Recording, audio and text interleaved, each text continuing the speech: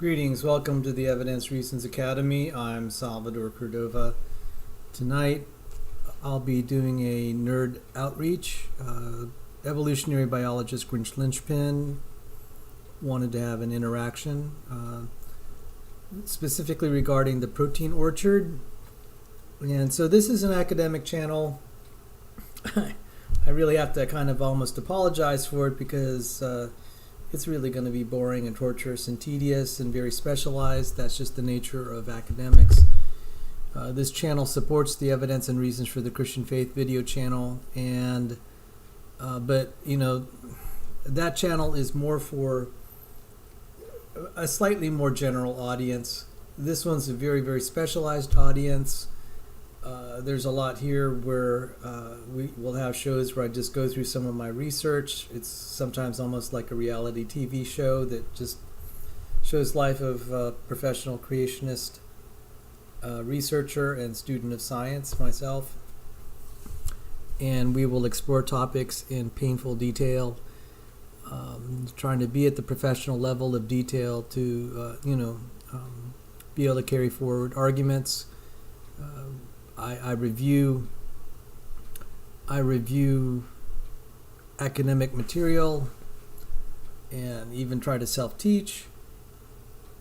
So there's a lot of that here, and that's it's tedious, it's not fun, it's a cross to bear. But glory and honor to our Lord and Savior Jesus Christ. Being able to do to get deep into the academics will actually make it's kind of like sharpening the axe, just making it easier to understand and defend creationist arguments at really the university level.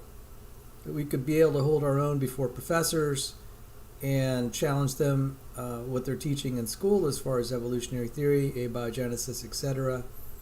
And I think we can do that effectively if we know the language.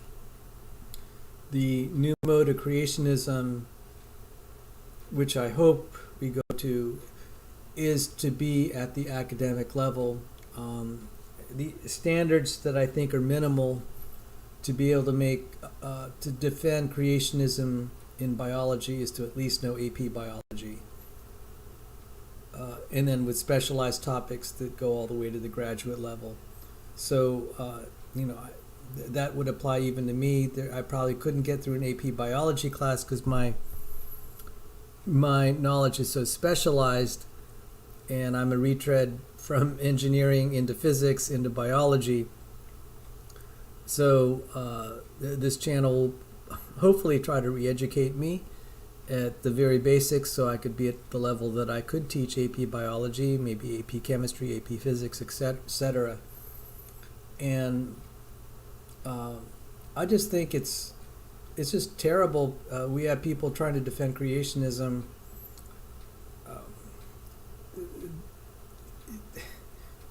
with fourth grade arguments. It's just not going to work. And fourth grade arguments that are just terrible. They're not even right.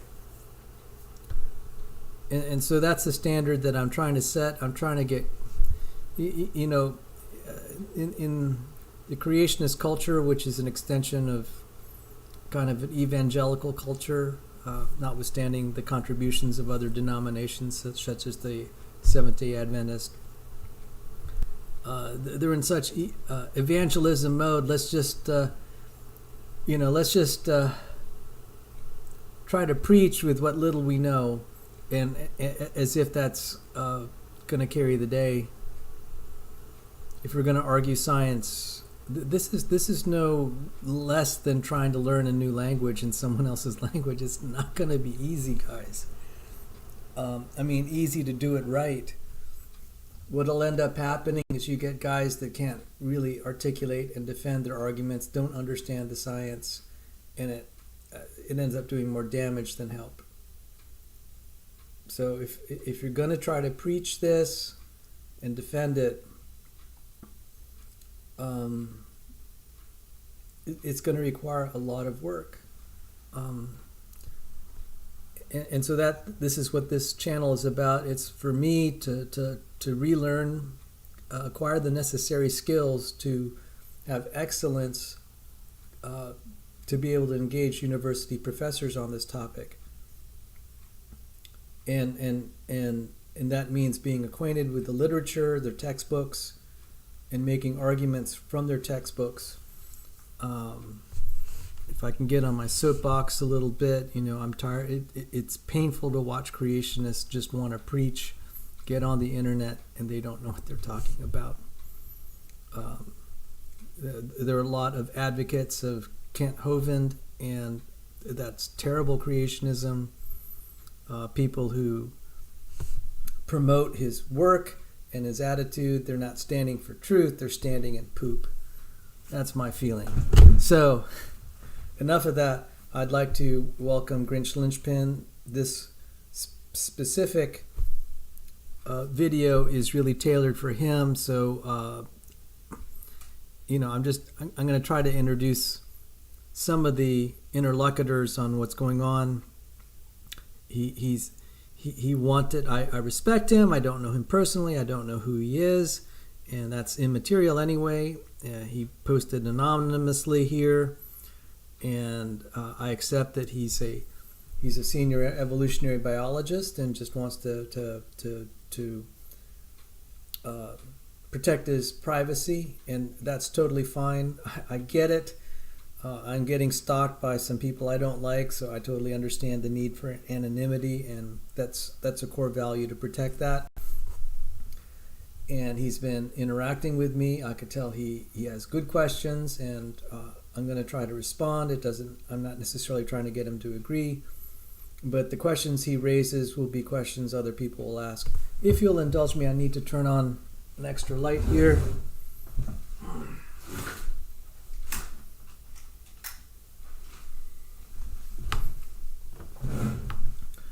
So, oh, by the way, see this says Sheraton Casino. That's actually from my parents' casino days. You know that I have fascination for math and casino games. So anyway, he had the issue is this. Let me show it, see if I could find it.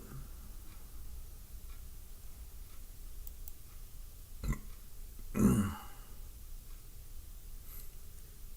should get this protein orchard picture. One moment. It's the protein orchard, and I'm going to show what that means.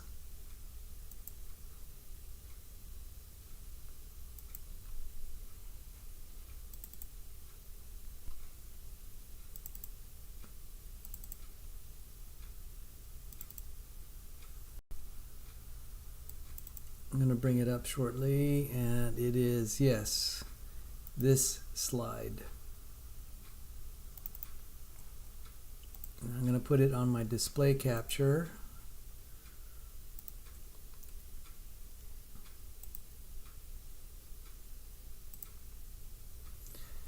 This slide kind of, this is the slide in question. It was in a debate.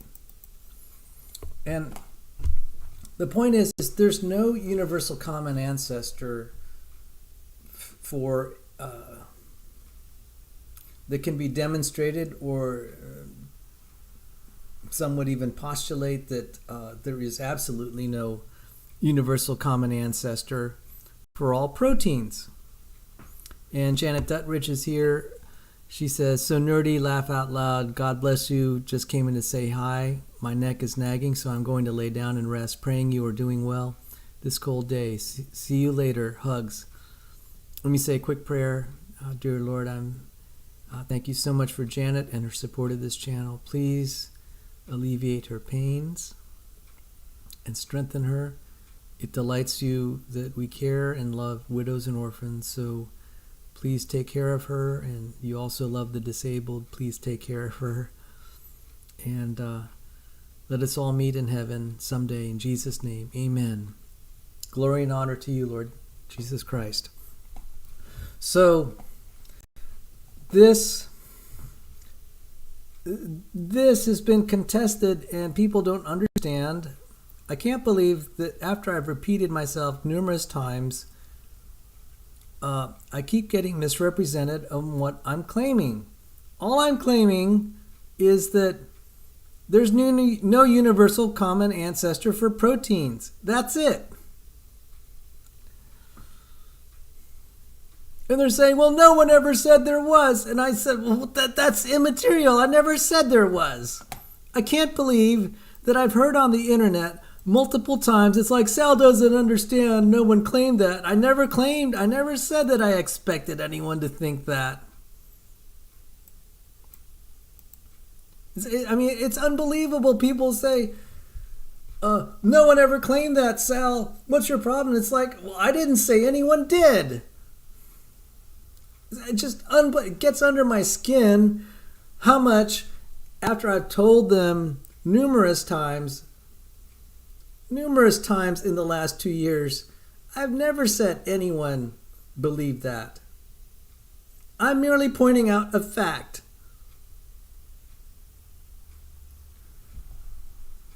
So let's just start there. I've never claimed anyone said that. I'm merely pointing out a fact that they don't seem to want to talk about. Because it is problematic for evolutionism.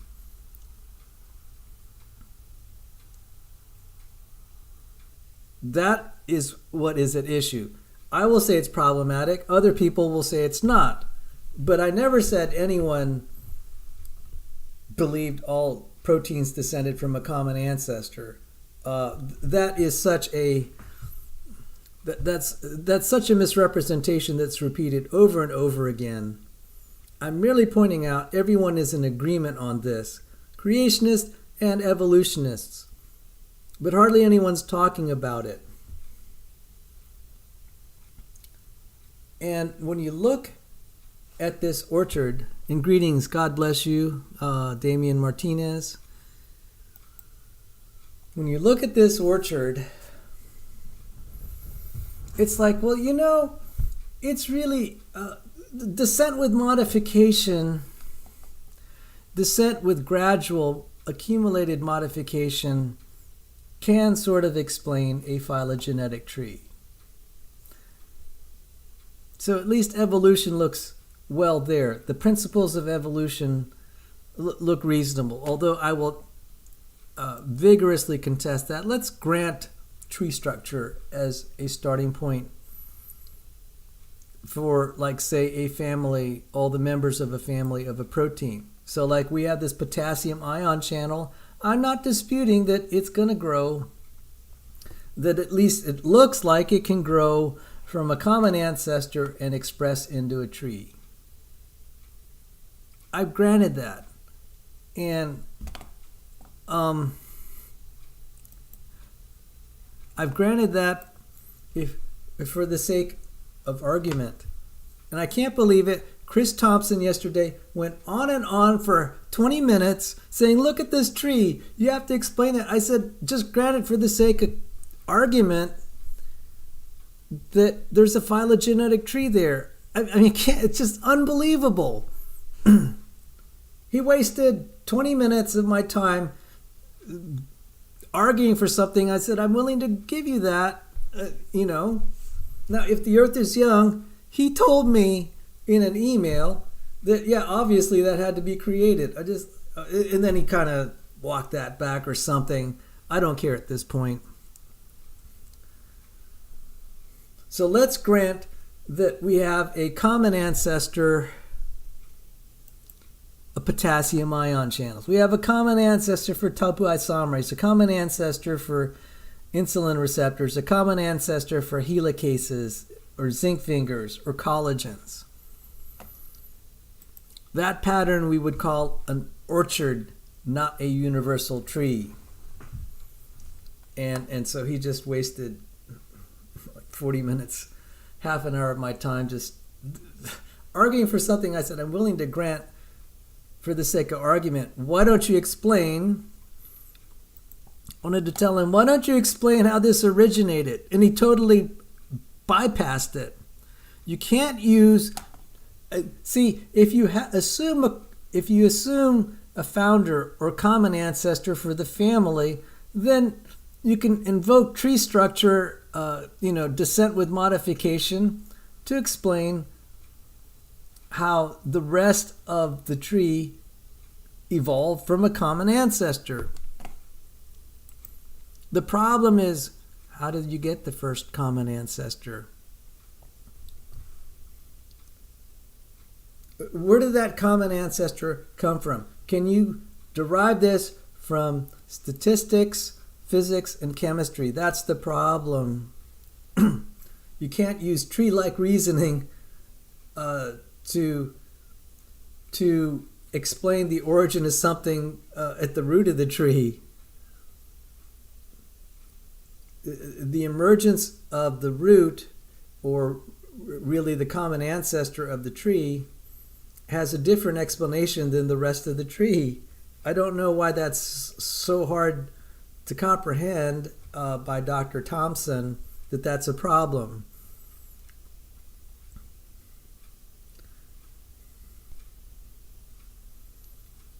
Let me try to think that through, how to word this. If your argument is that you had a common ancestor that generated the tree, but if the common ancestor is not part of any other tree, then you've got a problem. You can't use tree explanations to explain something that did not emerge via a tree. I mean, I don't know why that is so hard. Aaron Ra couldn't understand it. My critics don't seem to understand it. So let me try to restate it. Something that does not have an origin via a tree cannot be argued or proven by tree-like reasoning. Something that did not emerge via a tree process you cannot use trees then to try to explain its origin. I mean, I don't know why that is so hard for some of my critics.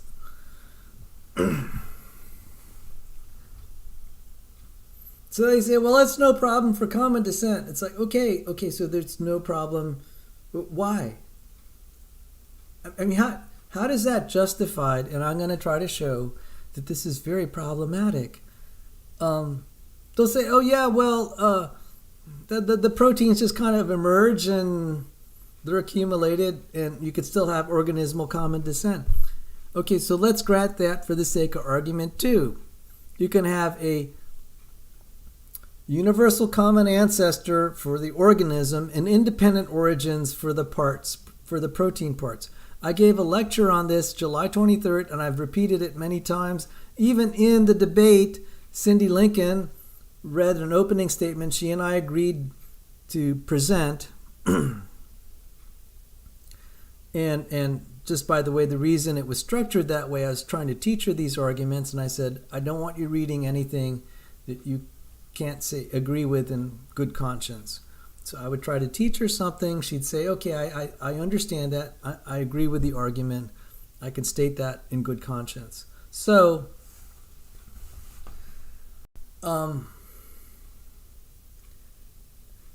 even in there, I said, let's grant for the sake of argument universal common ancestry from an organism.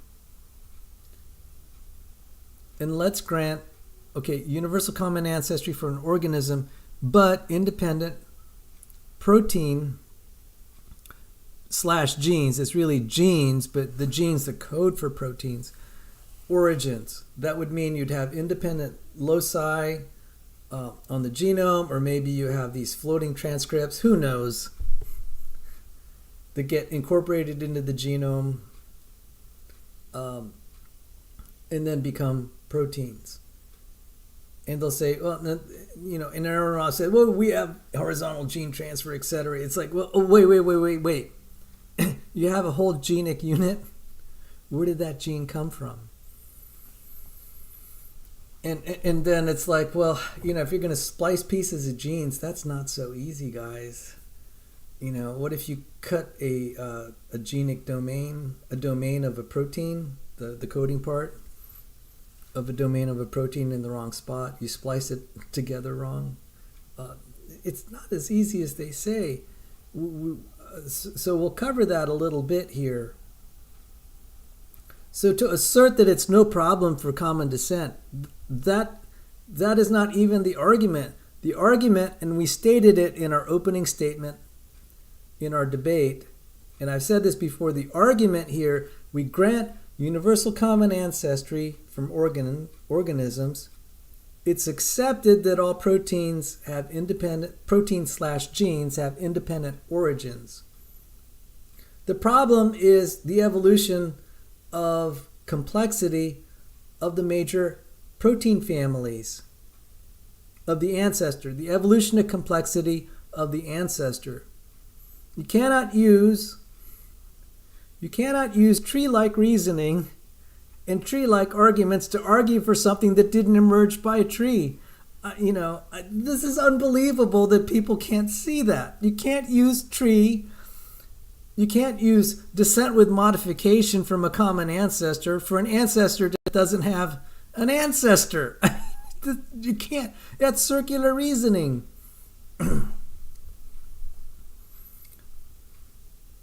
You're assuming it.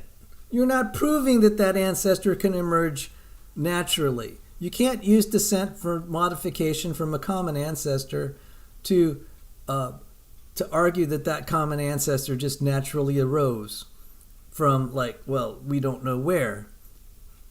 I mean, you can say we don't know where it arose. We don't know how.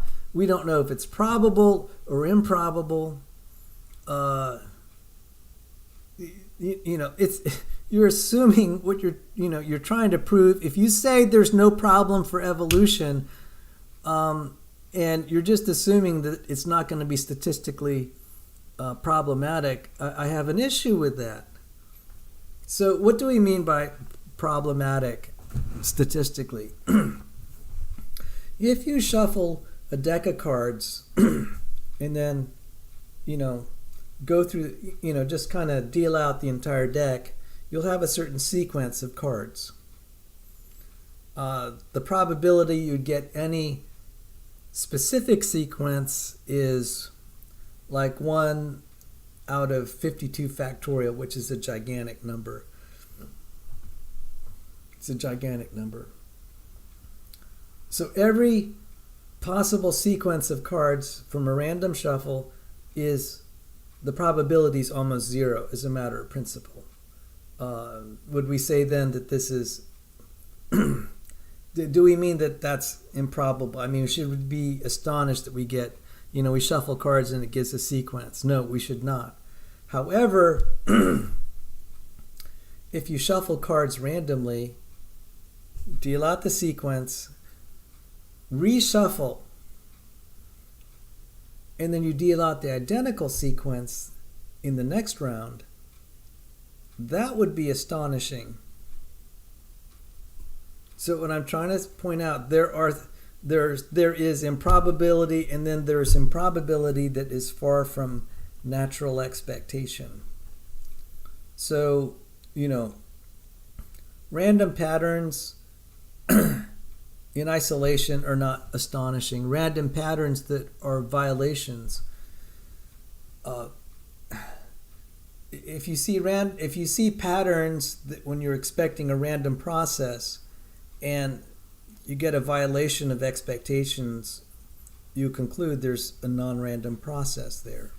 Some people, like Richard Dawkins and the Blind Watchmaker, have strenuously argued that natural selection overcomes that. That's not true. That is starting to fall apart, hence the third way of evolution and other problems, like in population genetics. We can cover that. One of the most obvious flaws in the Blind Watchmaker hypothesis is you can't select for alleles that don't exist. That weasel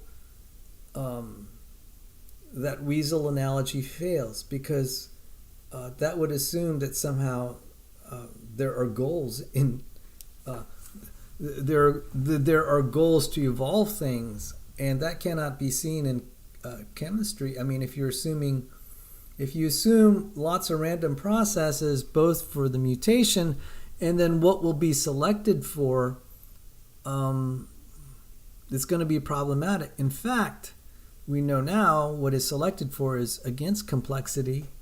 Experiments are showing this abundantly, starting with the Spiegelman monster in 1965, but ever since observation, I mean, that was for a little RNA peptide, not peptide, I'm sorry, RNA, an RNA strand. An RNA is a nucleotide, it's not a peptide.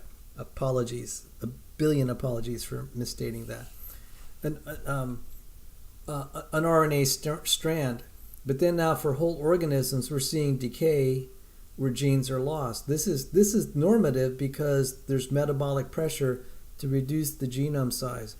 There's a paper, Genome Reduction as the Dominant Mode of Evolution, except you have these punctuated events that don't have any explanation.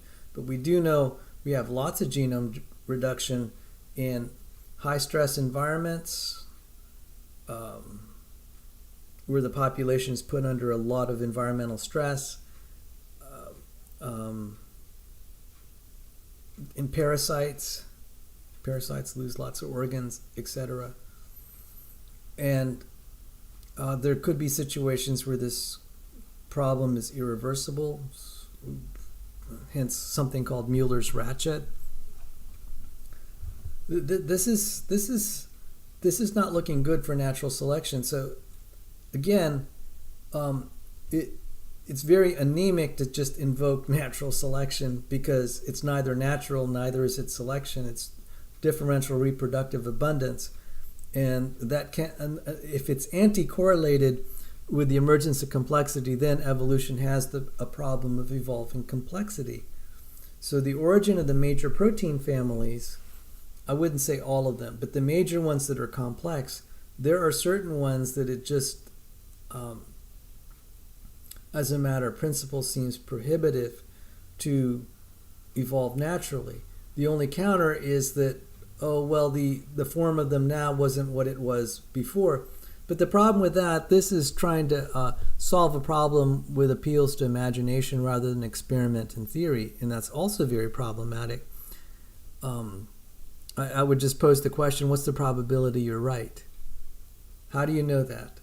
How do you know that it's not a problem?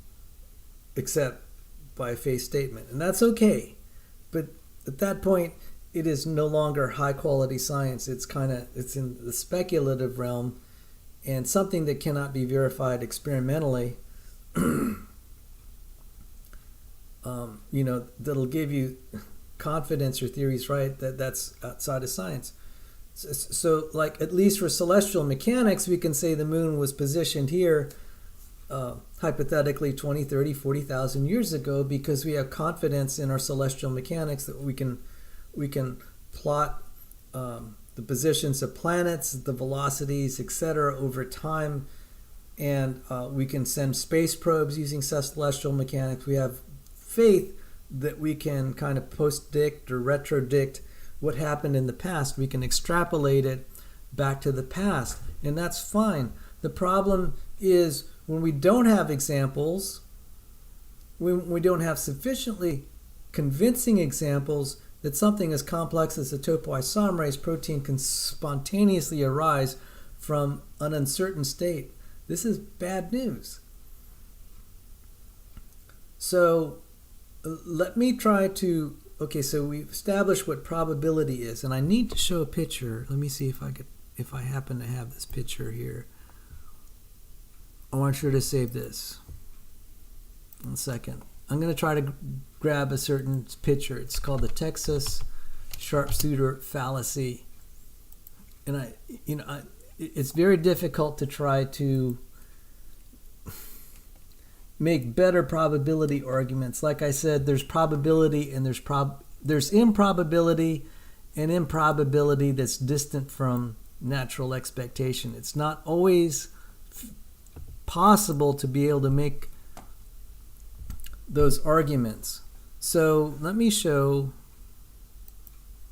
this thing. This is called the Texas sharpshooter fallacy, and we have to be very careful to be able to frame our probability arguments that will avoid this fallacy. So Here's a picture of someone that has just randomly shot at a wall. And then later on, the shooter comes in and draws bullseyes. He's drawing these circles and then arguing he hit the bullseye. And it's like, look how sharp, what a sharp shooter I am. I kept hitting the bullseye. How improbable is that? That means that this wasn't really random. I was so accurate and I hit my mark. And that's the Texas sharpshooter fallacy. So an example of that would be where I shuffle a deck of cards randomly, try to randomize it, and we actually have machines that can do random shuffling in the casino. So let's say we have a randomizing shuffle, and we deal out the deck of cards, and we'll say, hey, you can't duplicate it, therefore it's improbable, therefore it's astonishing, therefore it's not a natural phenomenon. That is a Texas sharpshooter. That is a probability argument that is the Texas sharpshooter fallacy. You have taken an event that is, quite natural and it's improbable, and then you're arguing, therefore it's special. That to be able to avoid that is hard. Creationists don't quite understand how to argue that. It's a very subtle statistical argument. Let me show how to kind of avoid that, because Masatoshi Ne, understandably, it's like, well, under kind of a neutral Morgan type evolution, under neutral molecular evolution, you get neutral morphological evolution. It's not especially astonishing. You get complex organs. There are many, many complex organs. It is not inherently astonishing. It's just an illusion. Yeah, I think that's kind of the spirit of what he's saying. It's just an illusion that it's special. That's just, so like, we could have a random number generator or a random shuffler, and we can kind of make up reasons that this is a very special sequence, even though it's purely random. He's sort of arguing it's like, there's really not a problem to be solved here. It's all random. It's just an illusion that there's anything special. And so the problem is trying then to say, how do we do calculations that something is special as a matter of principle? So even though this isn't the most rigorous argument, I'm going to show something that you would know is not a random structure.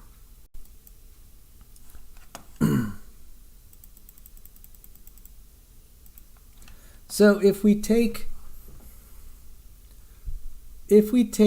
start with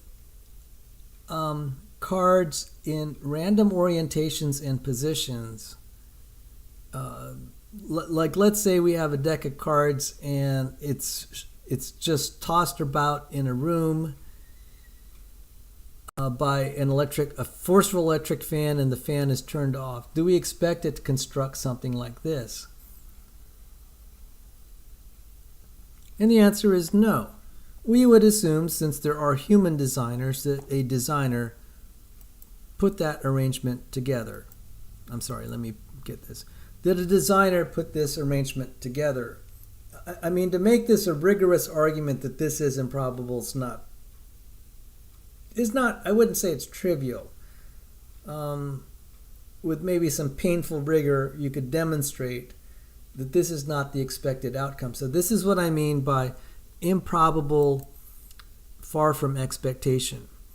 I'm borrowing terminology from statistics where we can say something is several standard deviations from expectations. Okay, so for example, if you have 500 fair coins and you try to randomize them, like say you flip each one and you let the random flip land on the floor somewhere. And if you've had 500 fair coins and you're flipping it and putting it on the floor, what's the expectation that there'll be 100% heads?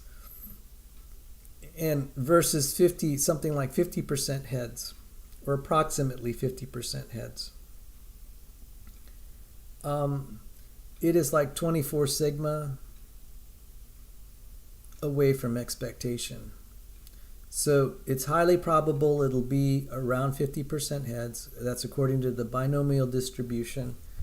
And within like 3 sigma, that'll cover 99, something like 98, 99%.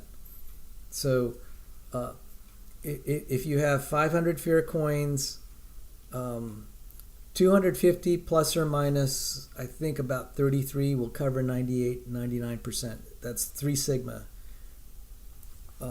probability that you're going to get something with, 250 of them will be heads, which is 50% heads, plus or minus about 33 coins. But what you will not expect, you would be very astonished if you got 500 coins heads. This is, we would call that far from expectation. Far from expectation. Now, if you stumbled on, say, a table and they were all laid out, 500 coins heads, you would presume intelligent agency just because you do know there are human agents that can do this. But the principle is we can now argue that our probability argument does not suffer from the Texas sharpshooter fallacy. We can at least define structures that avoid the Texas sharpshooter fallacy. And I need to make an essay on that. That's very important because that will negate Masatoshi Nei's argument, his dismissal that, that's just our perception. Maybe that the teleological appearance is just an illusion. So you can either do what Darwin says and say the design, or Darwin's and Dawkins will say the design is not an illusion, it's real, but natural selection can build it. That's been falsified. People don't realize it. It's still popularized. Even evolutionary biologists will argue it. And the fact that neo-Darwinism is defunct, according to Kunin, and then we can even see it in the equations of population genetics and experiments and theory, etc. Ney is closer to the truth that most of evolution would have had to precede it outside of selection. The problem with Ney's theory is then how do you account for the appearance of design? Saying that it is an illusion is actually a pretty good argument, in my opinion, because it is so hard to try to make these probability arguments that avoid the Texas sharpshooter fallacy. But again, look at this. It may not be easy to demonstrate rigorously that this is an improbable and far from expectation configuration that its specialness is not due to a Texas sharpshooter fallacy. We recognize it not because of a Texas sharpshooter fallacy. There is reasons we can make the argument randomness will not create this. So in neutral evolution, you have a lot of random drift that's fixating stuff or building it. At least that's the model. But given that, how can you build something so integrated like that? You would have to appeal to chemistry and hope that it can naturally build stuff like that. But the problem is, I could appeal to physics and chemistry too, and you're just like, well, no, that doesn't explain it, how it organized. You would not expect it to self-organize without some external organizing mechanism like a human being. And then this creates a regress. Where did the human being get his organization? And that could go all the way back to the origin of life problem when we have chemical principles such as the Gibbs free energy is not consistent with certain reactions taking place. And you can just keep applying that in all sorts of environments, and it's like, well, it's kind of hard to get there. So, for example, with that binomial distribution of the fair coins, that translates into a Gibbs free energy argument for the emergence of homochirality in peptides and nucleotides when they polymerize. But it's even that much worse in what we call homolinkage, particularly in an environment that has a lot of contaminants. So the point is there's a lot of natural disorganizing mechanisms for the chemicals that we're dealing with. The chemicals that make up life, and we had the four major groups: lipids, carbohydrates, nucleic acids, and proteins, or polymerized amino acids. That covers a lot, not everything in biology, but an awful lot. And these chemicals are subject to disorganizing tendencies. I mean, that's why when something dies, even outside of bacterial decay of an organism, the chemicals of life will spontaneously disorganize according to Gibbs free energy. Just like it is analogous to coins being randomly flipped, even if they had a particular, let's say they were all quote-unquote homochiral, like say being all heads. You can imagine a disorganizing, like, just flipping each of the coins. It's going to disorganize it. It's going to then hit an equilibrium where it has a disorganized state, and you can actually see that. Likewise, if we subjected this house of cards to a disorganizing force, it's not going to be able to maintain the shape. The cards will naturally just lie flat on the table or floor. So this is in an equilibrium state, but it's in a very fragile state. A disorganizing force will just make it go to a certain state. So, if only to emphasize the point, that's why when we subject an organism or population to extreme radiation and start messing with the genome of the individuals, we can accelerate the disorganization, and the thing will not evolve. It will still obey the rules of mostly neutral evolution at the molecular level, but you'll get degradation. So the question arises then, okay, if we lower the mutation rate, then we don't have these catastrophes, but you're still only inputting noise to the system. And if the only way stuff gets fixed for the most part, or fixated into the population, is through neutral drift with a little bit of selection, if your innovations are mostly disorganized, how do you get the appearance of design where you have coordinated, organized structures? And I'm going to try to define organization, and this is really anal and difficult to make a rigorous argument, and sometimes the arguments will start to become rigor mortis, because I have to try to avoid the terms of the word function, or anything that has purpose, because those are teleological words. I'm trying to formulate the probability argument without using teleological words, because the moment I say function, it's like you're introducing kind of metaphysical terms already. In fact, when I say organization, it has to be organization that's far from natural expectation.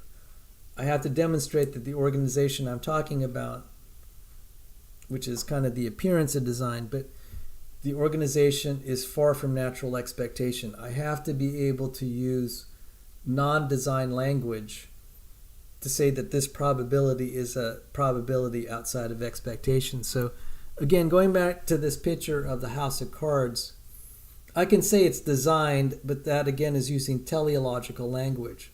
So to say it's improbable, far from expectation, is formally the correct way. The organization is far from expectation.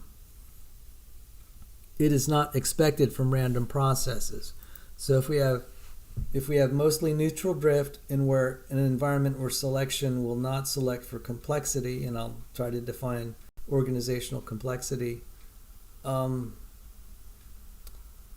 then we do not expect over time that we'll get these structures that are these organizational structures that are far from expectation. So the design argument, that's kind of a very formal way of stating the design argument. We have the structure is organized in a way that is far from natural expectation. Therefore, it's outside of purely physics and chemistry. Something imposed boundary conditions on the initial states and all the states in between that would result in these organized structures that are far from expectation. So again, just look at the radiation model.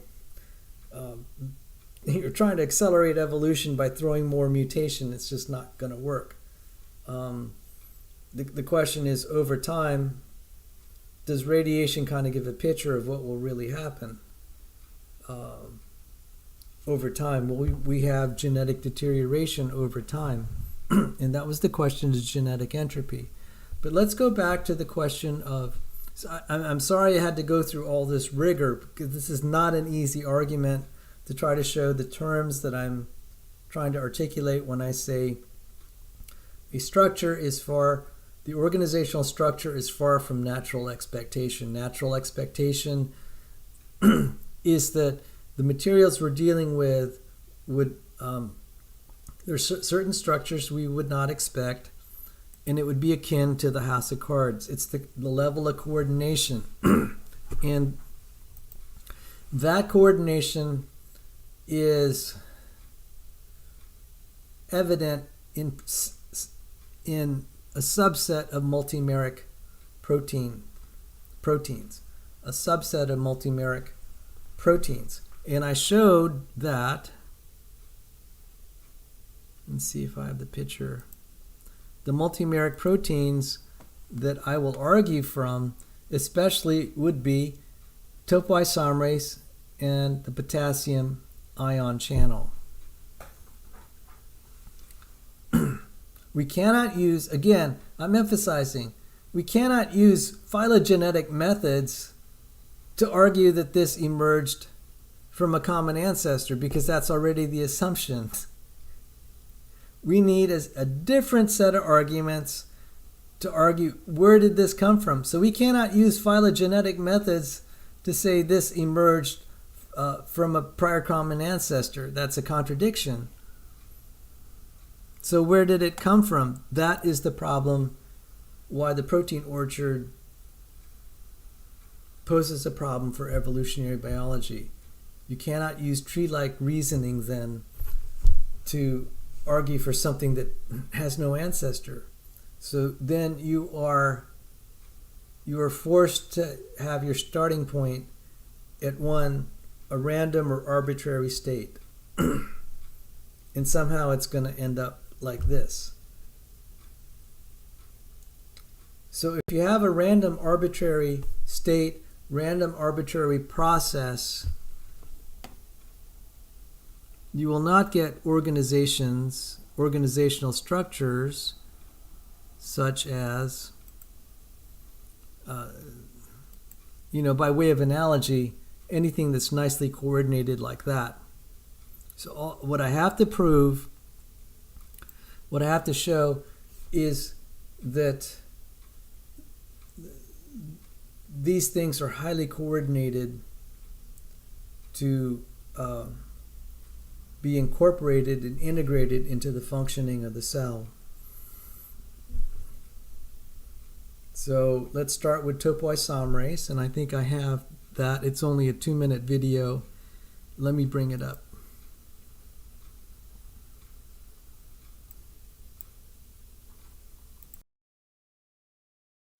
Let's consider what happens as DNA unwinds during replication. As DNA unwinds, let's consider what happens as DNA unwinds during replication. As DNA unwinds, it acts like this rope when we pull apart its two strands. As you pull the strands apart, twisting tension builds up in the rest of the coiled portion. It is actually adding one twist to the remaining rope for each twist pulled out of it. At some point, you can't separate the strands anymore. The remaining rope is too tightly twisted. If you relax your tension on the rope, it will twist around itself in a supercoil. It is releasing tension. If you want to keep pulling the rope apart, you have to release the tension periodically, and one way to do this is to cut the rope and splice it back together. This problem has been best characterized in small circular DNAs. There are two methods of dealing with this problem in DNA. One cuts only one strand of the DNA double helix, and the other cuts both strands. Let's look at the first. Topoisomerase I enzymes cut a single strand of the double helix, pass the other strand through the cut, and reseal the break, relaxing the overwound molecule, which now has one fewer twist. Topoisomerase II enzymes do the same thing but with both strands of the double helix. Topoisomerase II cuts both strands of a double-stranded DNA and passes another double strand through the break and then reseals the break. So if a molecule of DNA is supercoiled, topoisomerase II can remove the supercoiling, 2 twists at a time, to yield a relaxed circle.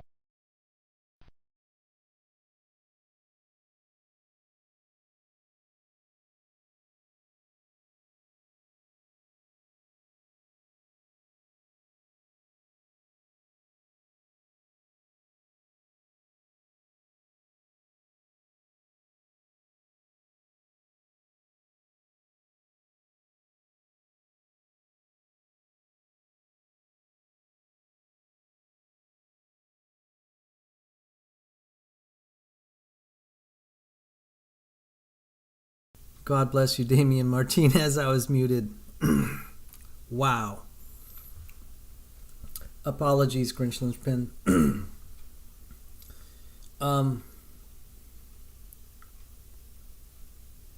So topoisomerase is very important for practically all life. And by life, I would define it as cellular life, according to Virchow's principle. There are phages that don't, their topoisomerase is, there's no need for, I guess, topoisomerase for some of these bacterial phages, which are viruses. We have single-stranded, kind of tangled DNA. But I'm talking about cellular life, and it's not important for our purposes how we, what one's definition for life is. But in a cellular context, there, again, like the house of cards, we're talking about how something is integrated into a larger system. So going back to this picture here, there are a bazillion ways we can make a house of cards. So however you define it is not immediately important, except to say that if we have a piece here or a piece here, but especially a piece here, we could say it has to be positioned right, oriented right, shaped right, etc. That makes this structure feasible. It's critical. And so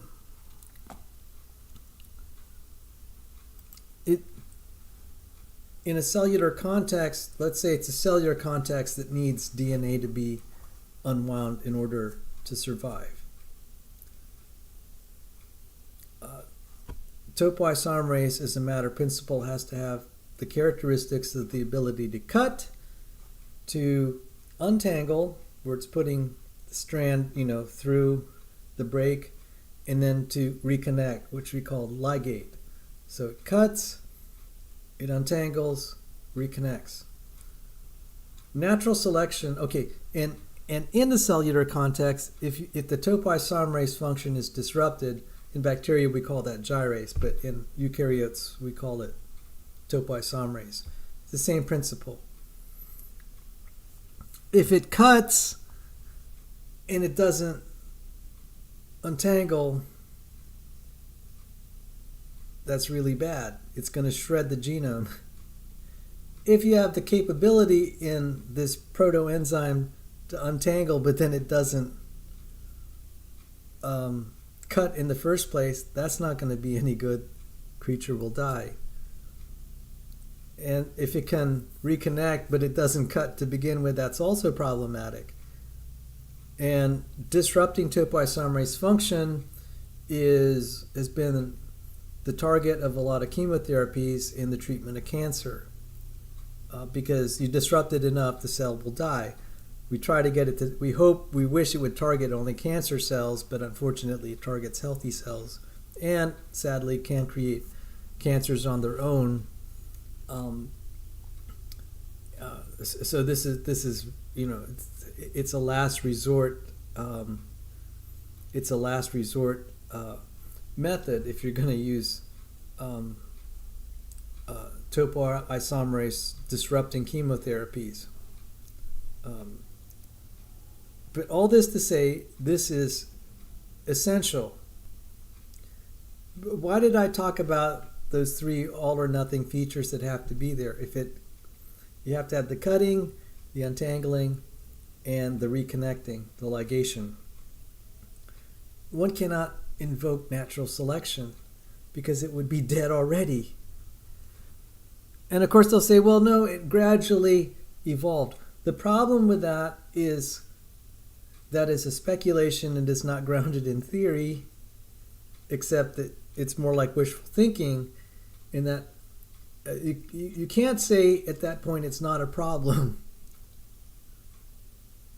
You have to be able to show from first principles of physics and chemistry that from some arbitrary, if you don't know what the initial state is, you have to show that then from a variety of states it's going to converge on this particular architecture. So, for example, if I have a deck of cards, I can randomly shuffle it, and whatever the starting point is, I can pretty much say that you're not going to have the suits being red and black. You're not going to have all one color at the front. The first 26 cards, and one color, and then the other color, the other 26. That'd be highly improbable. It's going to be more distributed, just kind of like coin flips. Coin flip. A little bit more alternating in colors, according to the binomial distribution when you're dealing out the cards from random shuffle. So you can make statements of what will happen from an arbitrary random initial state. So if you have a random arbitrary initial state and you have a random process applied to that, from that initial state, you apply a random process on the system, you get a random outcome. And there's certain structures you would not expect. I just described it in terms of cards, but we can say that you're not going to get a topoisomerase in terms of the functionality I described. and you know, people that do protein engineering would know that this is just absurd to expect that you would get that, because it's a geometric problem. So the spelling of the gene, which codes for the polypeptide, so the spelling of the polypeptide, if you just have random strings, it's not going to converge on that particular architecture that can untangle. That can cut, untangle, and reconnect. So in the context of cellular life, complex cellular life that needs to untangle the DNA, it's not going to emerge by natural selection. It's not going to emerge by random mutation. You can just say this was an extremely improbable event that just happened anyway. If you can accept that, then it's like, okay, then you can reject statistical mechanics, and you can accept all sorts of things that are, you'll just say, well, like Kunin, to use Kunin's phrase, the logic of chance.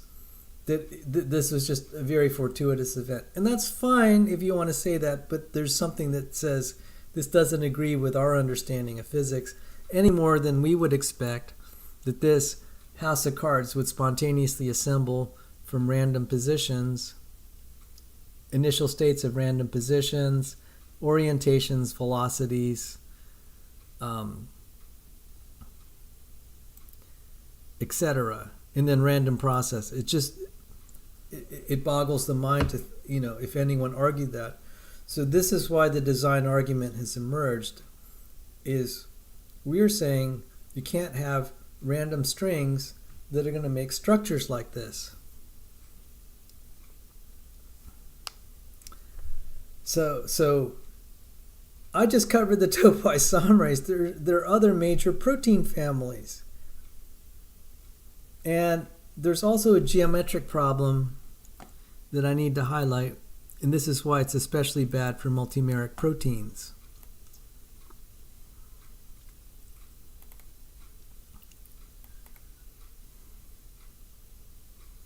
Let me see if I have a picture of that. Thank you for your indulgence here.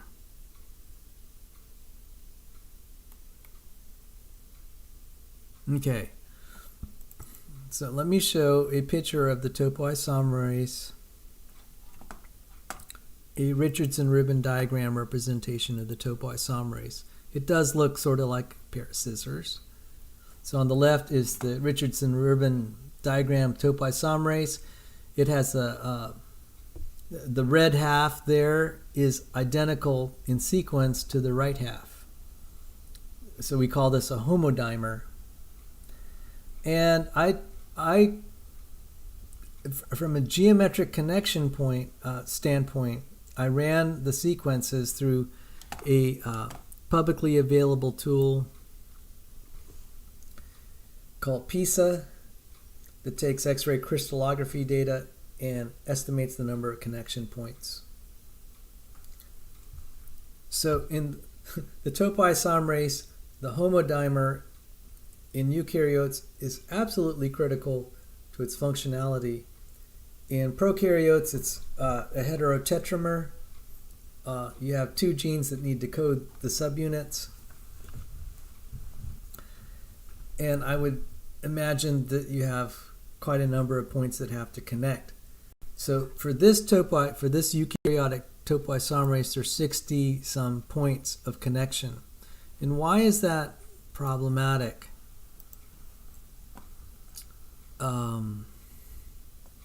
Let me show you something from Bruce Albert's Essential Cell Biology here.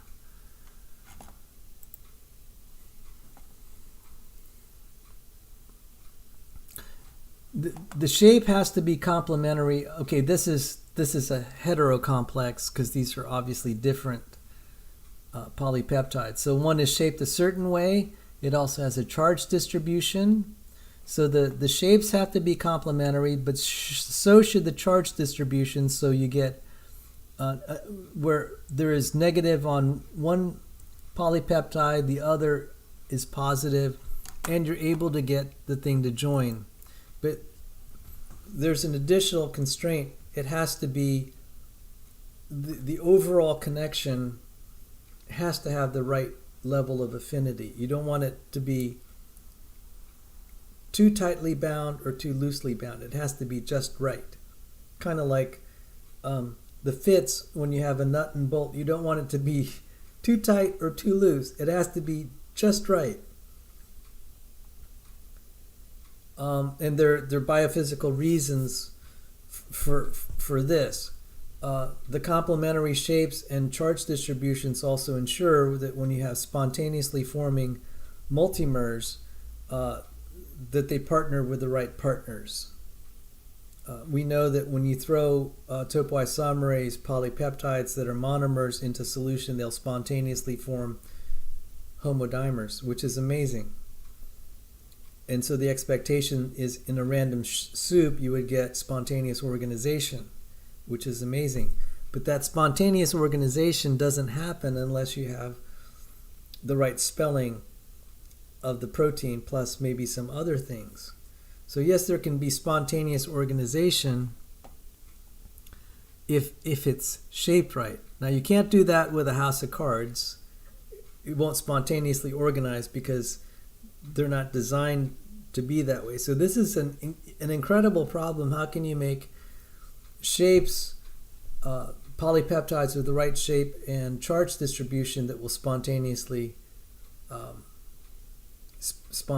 self-assemble into protein complexes that are functioning quote-unquote machines? I'm trying to avoid teleological language here because machine is a teleological term.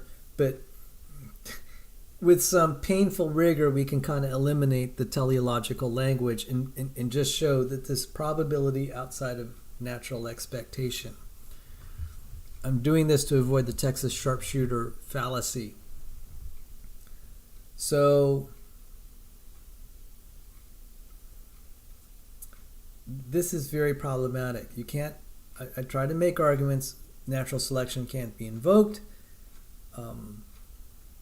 that randomness can't be invoked, and that that this is not, the improbability arguments are not the result of Texas sharpshooter fallacy. This is improbability that is far from natural expectation. And if it's far from natural expectation, that means we have something that is outside of nature as a matter of principle. Or you could just say this is just really astronomically, remotely lucky, but it happened anyway. That is something that Kunin would probably, at least for the origin of life, that's what he argues. So, to me, then anything's possible, even miracles, if one's going to invoke the logic of chance in that way. And so that's topoisomerase. I could show you the constraints on tetrameric, homotetrameric potassium ion channels and their considerations there. I mean, I could just keep going through everything on, I could go through these. I have a little more knowledge of this, especially topoisomerase, since I published on it. I have more familiarity with, say, collagen and the potassium ion channel.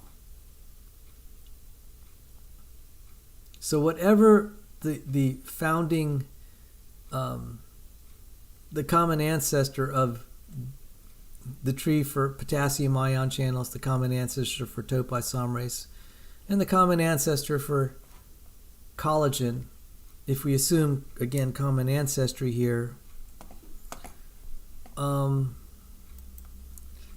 they could not be the result.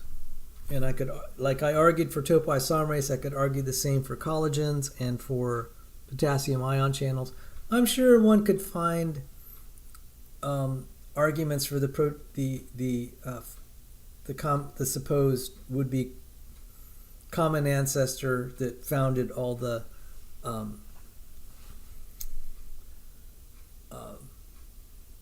some some protein, maybe it wouldn't be so outrageously improbable. But the larger the protein complex, and the more things that have to be there from the start, it's going to be problematic.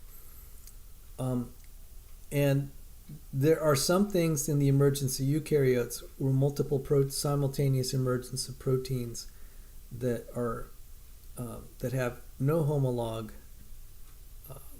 You can just again say, okay, these proteins have no common ancestor, but they all had to appear. All those major families had to appear simultaneously to make it feasible to implement a eukaryote.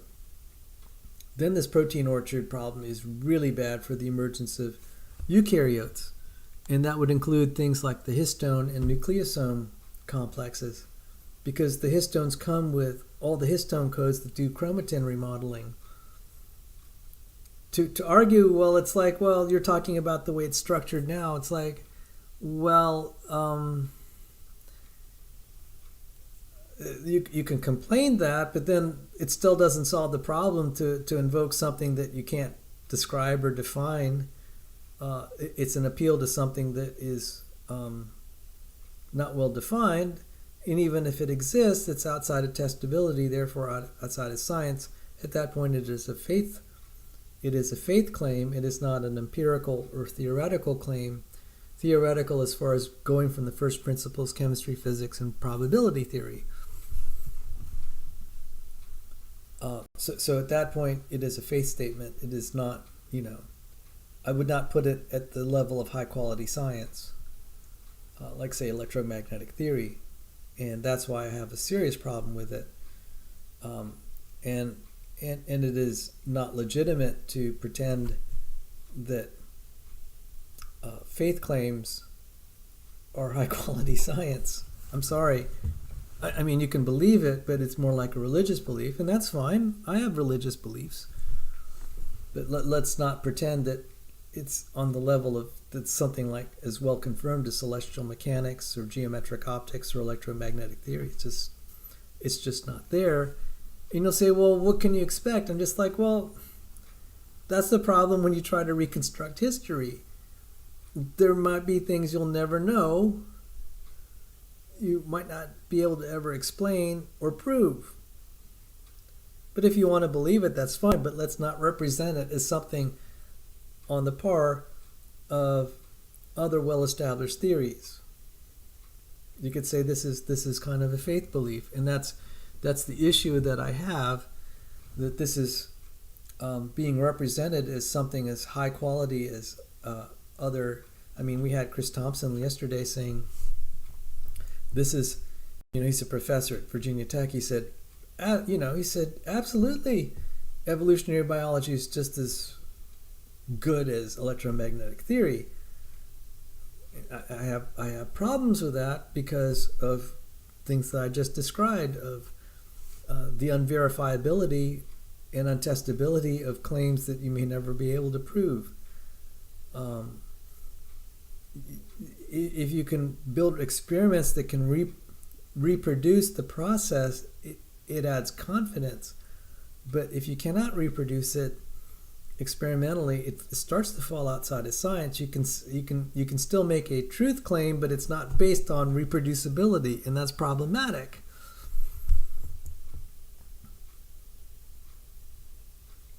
I mean, it's problematic if you want to try to equate it to something on the level of major theories in physics that are subject to repeatability, testability, and prediction.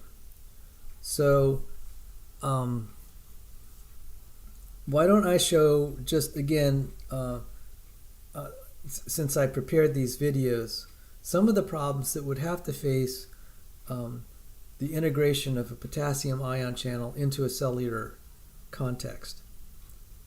And then we'll look at also nuclear import-export. So in the eukaryote, the supposed transition from prokaryote to eukaryote, I'll show you some of all the kind of the unique structures that have to emerge simultaneously as far as I could tell, in the first eukaryotes. And people will say, well, the way we have it now isn't the way we have it then. It's like, well, that's not a scientific explanation. Kind of making an apology for something that's not reproducible, definable, verifiable. Appealing to that is not a scientific explanation because it fails the reproducibility. And so anyway, let's show.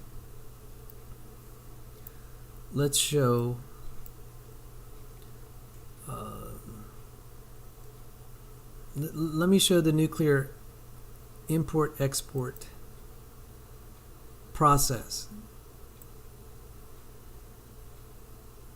One moment. Let me get my ducks in order here. Okay, nuclear import-export. The nuclear pore complexes are the only channels through which small polar molecules, ions, and macromolecules can travel between the nucleus and the cytoplasm. By controlling this traffic, the nuclear pore complex plays a fundamental role in the physiology of all eukaryotic cells. Most proteins and RNAs are too large to move through the complex by passive diffusion and must move by an active process in which appropriate proteins and RNAs are recognized and selectively transported in a specific direction. Let's consider proteins imported from the cytoplasm to the nucleus. Only a subset of proteins can enter the nucleus, and they are allowed in by virtue of having specific amino acid sequences called nuclear localization signals. Nuclear localization signals typically consist of one or two short segments of basic amino acids. Nuclear localization signals are recognized by nuclear transport receptors called importins, which carry the cargo proteins into the nucleus. With its cargo attached, importin binds to specific nuclear pore proteins in the cytoplasmic filaments. By sequential binding to more interior nuclear pore proteins, the complex is translocated through the nuclear pore. At the nuclear side of the pore, the complex is disrupted by the binding of a protein called RAN to importin. RAN carries a molecule of GTP.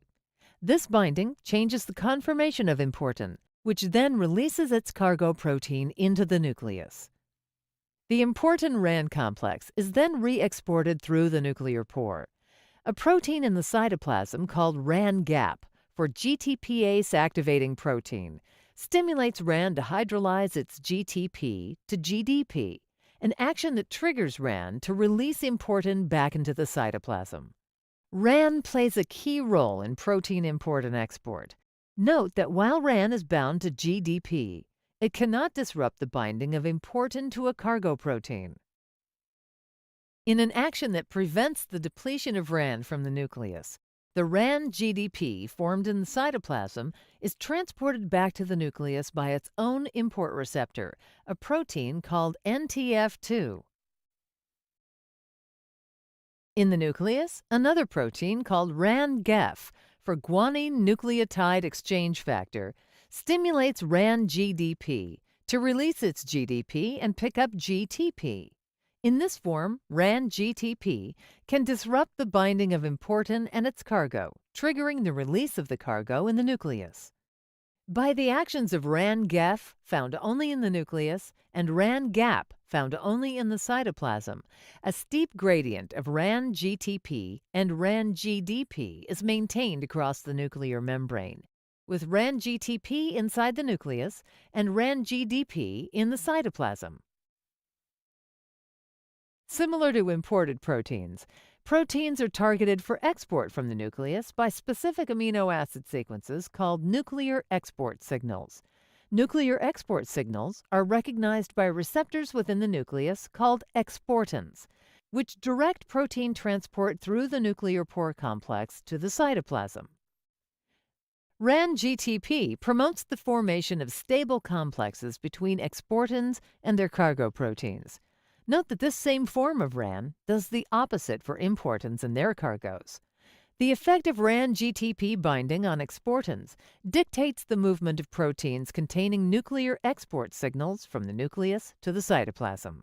Following transport to the cytosolic side of the nuclear envelope, GTP hydrolysis and release of RAN-GDP leads to dissociation of the cargo protein, which is released into the cytoplasm. Exportins are then recycled through the nuclear pore complex for reuse.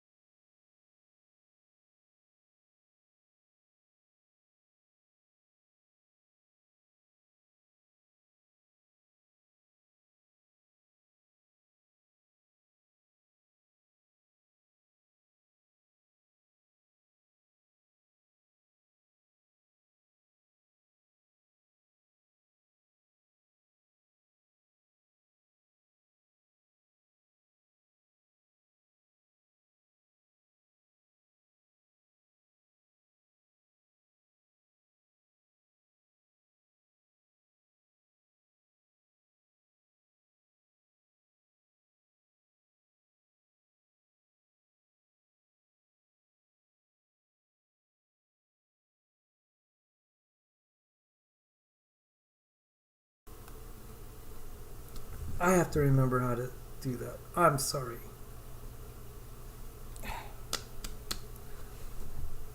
Thank you, Damian Martinez. You're a godsend.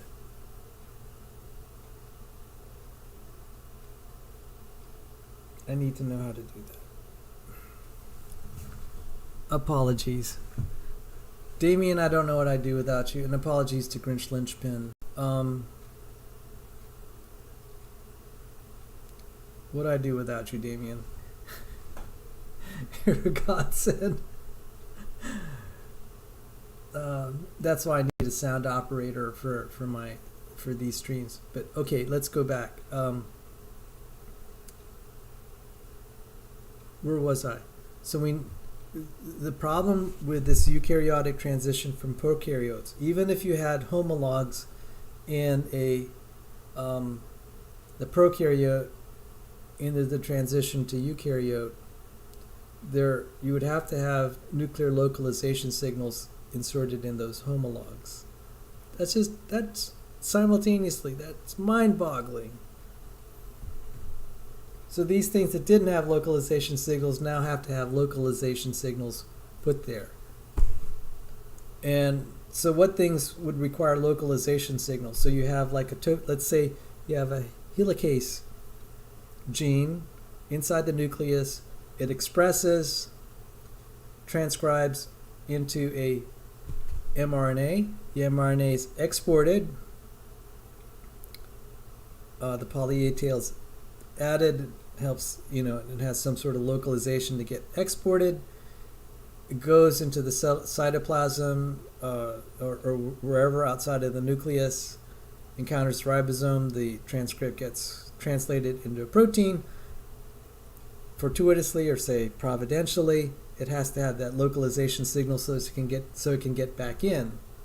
So look at the critical things for genome maintenance, transcription, whatever. I put helicases, definitely topoisomerases, polymerase, and their subunits, polymerase subunits. If it's eukaryotic, if you're dealing with eukaryotic proteins, you need histones. You need the histone modifiers, readers, writers, and erasers. This is going to be, anything involved in chromatin remodeling. So you may have unique proteins, and even if the phylogeneticists say, well, we have little pieces here or there, this is not a problem. It's like, nah, you can't just stitch things randomly together, taking promiscuous domains and assembling something. And especially if you need even little bits of modification simultaneously across all the proteins. This is, and you have to build the spliceosome parts. I mean, come on, that just boggles the mind that this can happen randomly. Of course, they'll invoke, oh, well, the way it is now isn't the way it is then. And it's like, okay, all right, what was it back then? If you can't define it, then it's a faith statement. It's not on the level of repeatable, reproducible, verifiable science. These are faith statements. Therefore, they're religious in nature rather than scientific. And that's okay. I'm a religious person. I'm just more willing to admit it than other people about their beliefs. So,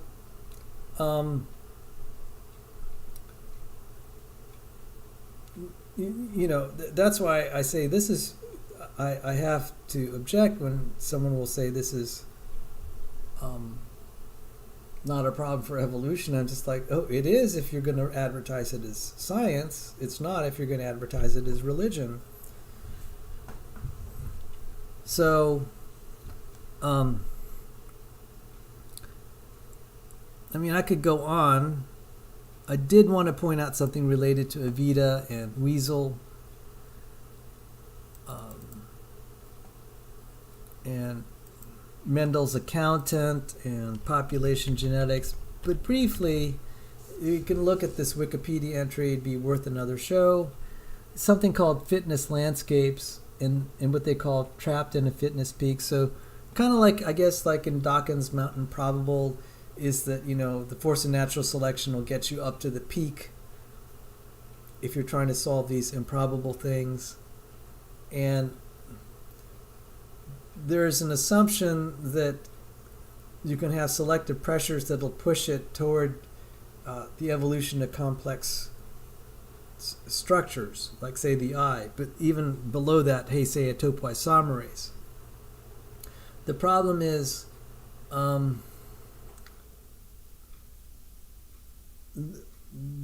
I just illustrated there, it's going to be problematic for, like, say, a topoisomerase that you can invoke natural selection as a mechanism to evolve it, just as a matter of principle. You can't just imagine it.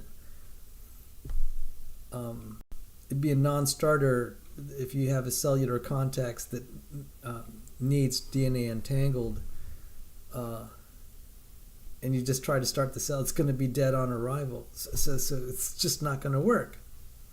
The assumption of the base requirement for natural selection is not even satisfied.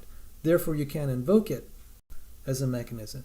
But then beyond that, there are other problems called fitness peaks. So let's say hypothetically, we're trying to evolve this, but what ends up happening is you're in a state like right here, where this little green dot here. It would be an inherent tendency that to get from here to here, we have to go through these valleys that would be selected against. natural selection would then prevent the evolution of a structure like this if your starting state was a structure like this. It's possible if you start here that you can evolve up there. But if you start here, or if you start here, how are you going to get all the way here? Selection can trap you in a fitness peak. And so you kind of see, like, in the protein orchard diagram,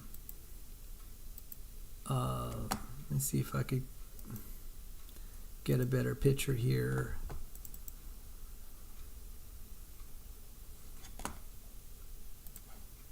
Not the protein orchard diagram. Diagram like this. A functioning collagen cannot evolve into a zinc finger or vice versa. But then also, not that you would expect that, but that just shows the problem of fitness peaks right there. It would obviously also preclude the evolution from a common ancestor, hence you do have this protein orchard. So here's the zinc finger here, here's the collagen there.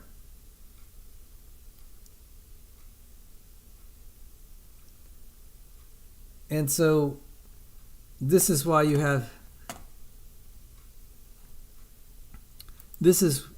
have the idea of conserved forms, because you expect it not to vary from that form, because if it does, it's going to be functionless.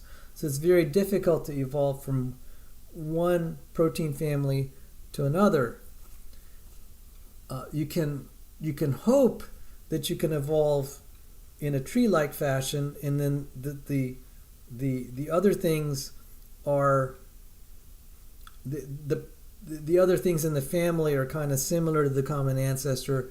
Therefore, it can you can do gradual modifications to a new form. But radical new forms, such as depicted here, cannot be resolved with natural selection if they're sufficiently complex. You can't apply tree reasoning to explain the origin of the ancestors that have no ancestors. That's why this is problematic for evolution. What are the mechanisms for some of these families? And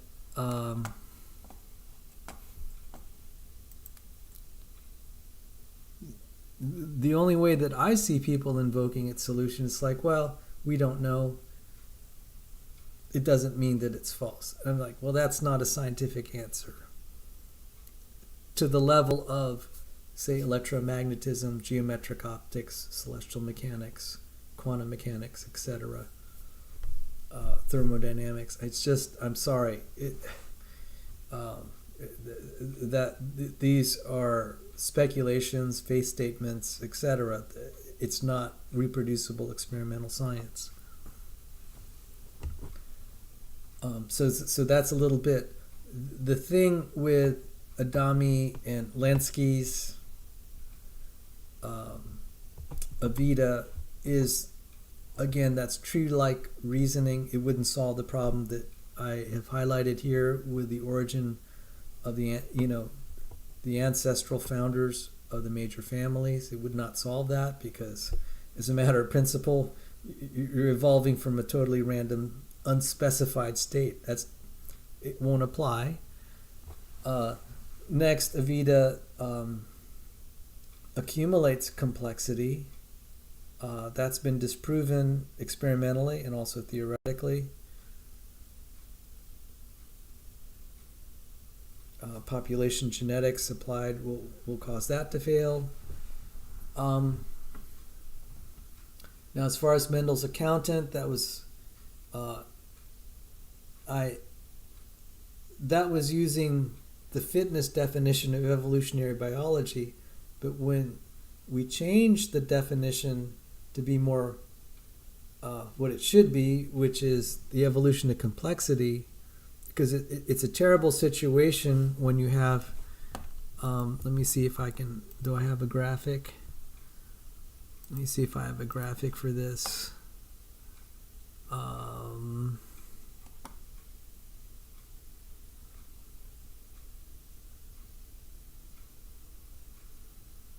Mutator. Hang on. Which one was this?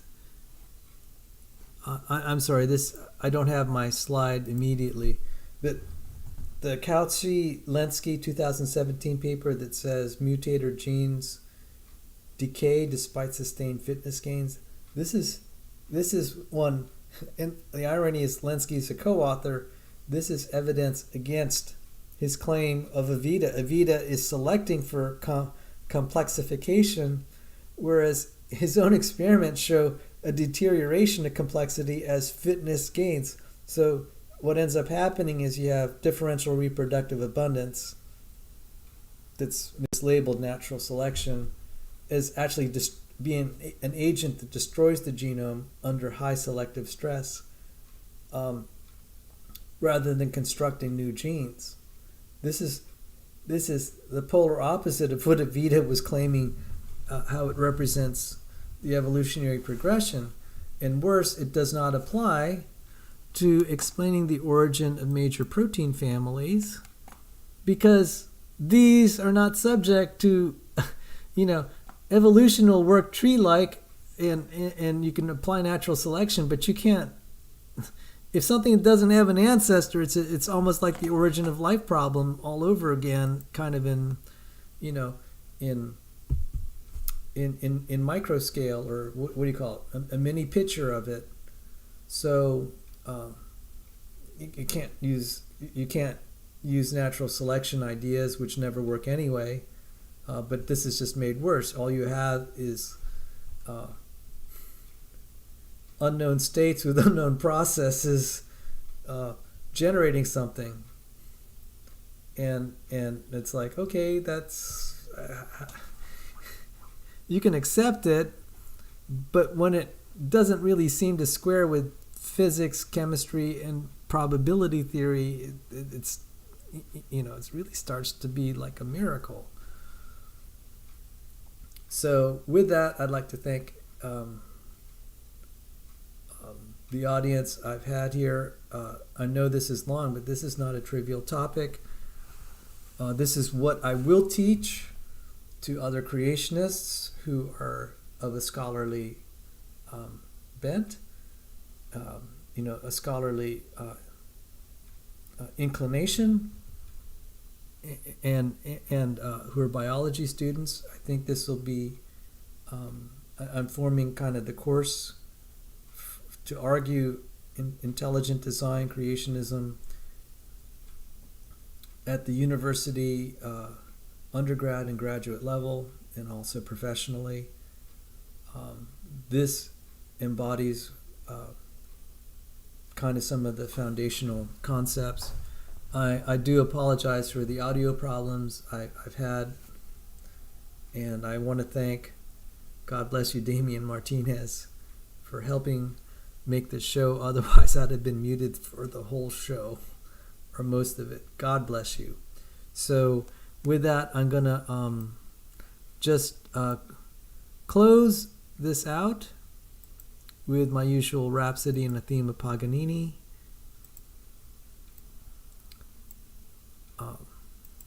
Take care, and the Lord Jesus richly bless you. And God bless you, Damian Martinez.